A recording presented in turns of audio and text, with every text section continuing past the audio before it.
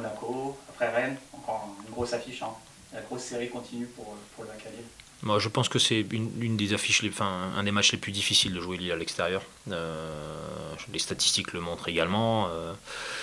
Il est difficile de préparer le match. Ils maîtrisent vraiment bien leur sujet, de mieux en mieux, j'ai envie de dire.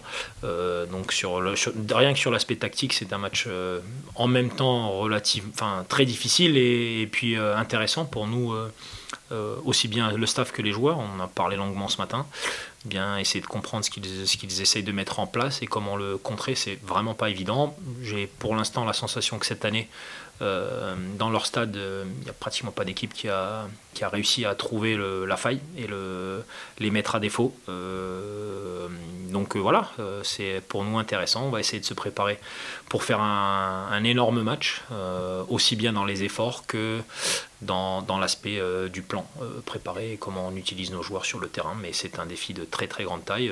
C'est probablement si ce n'est la meilleure équipe en termes de structure et de coaching, elle fait partie certainement du top 3 dans cet aspect-là. Performante à domicile, et tu es d'accord aussi si on dit que c'est l'une des équipes qui vous a le plus chahuté, hein, bousculé au match aller, ça avait été compliqué hein, pour le match face au LOSC. Oui, c'est la seule d'ailleurs qui nous a dominé on va dire de la 15e minute jusqu'à la dernière seconde du match. Et donc ce qu'on a envie de vivre, c'est pas la même chose. C'est essayer de trouver l'alternative dans la manière dont on approche le match, sur les positionnements qui nous permettra de vivre un match un petit peu différent. Bien sûr qu'il y aura des décalages, bien sûr qu'il y aura des difficultés, bien sûr qu'il y aura des sauvetages à accomplir, mais on va essayer de donner les clés à nos joueurs pour qu'ils puissent mieux aborder cette rencontre, se sentir un petit peu moins dans l'incertitude et puis se donner les chances de pouvoir leur faire mal. Ouais. Oui, tu rappelles souvent, c'est vrai qu'il y a peu importe l'adversaire, il y a un compteur point quand même à faire tourner. Aujourd'hui, la situation de là, elle reste confortable en haut classement, mais on sait que ça peut aller vite, d'autant plus avec cette série. Je crois que c'est même sûr, ce sera Reims la semaine prochaine, puis déplacement à Brest. Ça peut aller vite, donc il y a aussi un compteur, mine de rien, à faire tourner malgré une position qui reste ce que bonne au classement. Oui, mais on sait que tout est dans le football, tout est intermédiaire. C'est toujours des phases intermédiaires. On passe par des étapes. Et pour l'instant, le côté confortable, il existe, mais à minima.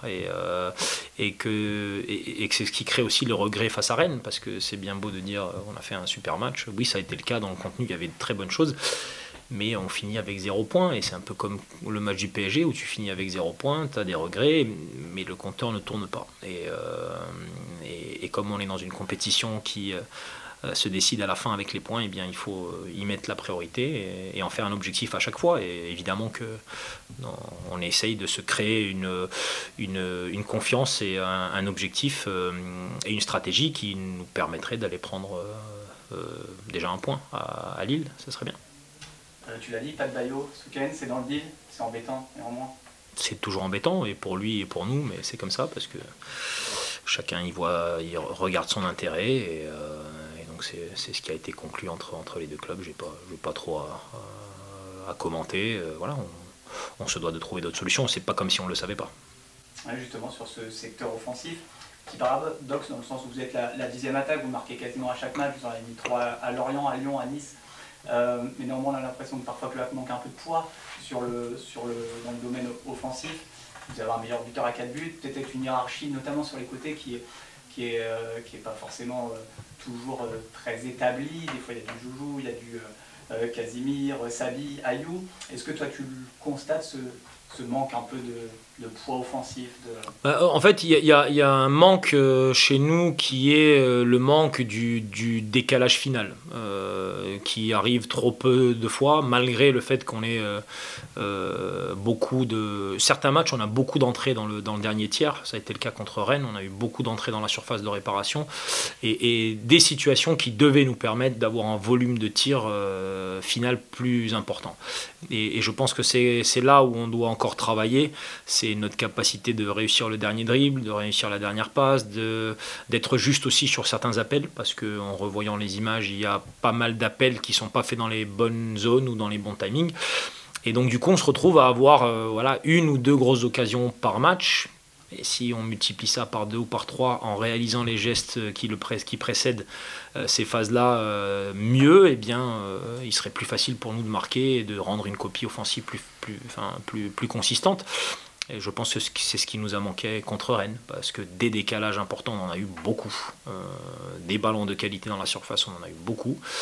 Et oui, un joueur qui déséquilibre de manière régulière et constante, c'est ce qu'on essaie de récupérer aujourd'hui. Mais quand on regarde un petit peu tout notre effectif, notamment sur les ailes, on a beaucoup de jeunes joueurs. Que ce soit Joujou, que ce soit Casimir, ce sont des joueurs qui ont encore beaucoup à apprendre. Et donc sur lesquels il faut continuer à travailler. Mais oui, c'est un élément qui peut nous manquer. Tu peux nous parler, encore une fois, c'était le 6e guichet fermé la semaine dernière contre Rennes. Là, vous aurez encore plus de 1000 supporters qui font le déplacement. Ce soutien sans faille de votre public qui se retrouve dans votre équipe, ça compte ça. Ça compte. Et puis on n'a jamais de moment où, vous savez, il y a des équipes qui à domicile peuvent, sur des phases un petit peu négatives, se faire un peu siffler. Et ça n'a jamais été notre cas. Et ça, je pense que ça en dit long sur ce que les gens pensent de l'équipe, sur ce qu'ils ont envie de donner pour que notre objectif maintien se passe bien. Même dans les défaites, les gens répondent. Et c'est pour ça qu'on a tous envie de leur redonner de leur donner le sourire et de les rendre fiers. Et cet accompagnement à Lille est juste exceptionnel. Donc voilà, on sera heureux de jeter un œil vers la tribune, vers le parquage en sortant l'échauffement. Je pense que ça va donner un vrai boost aux joueurs et on en aura bien besoin.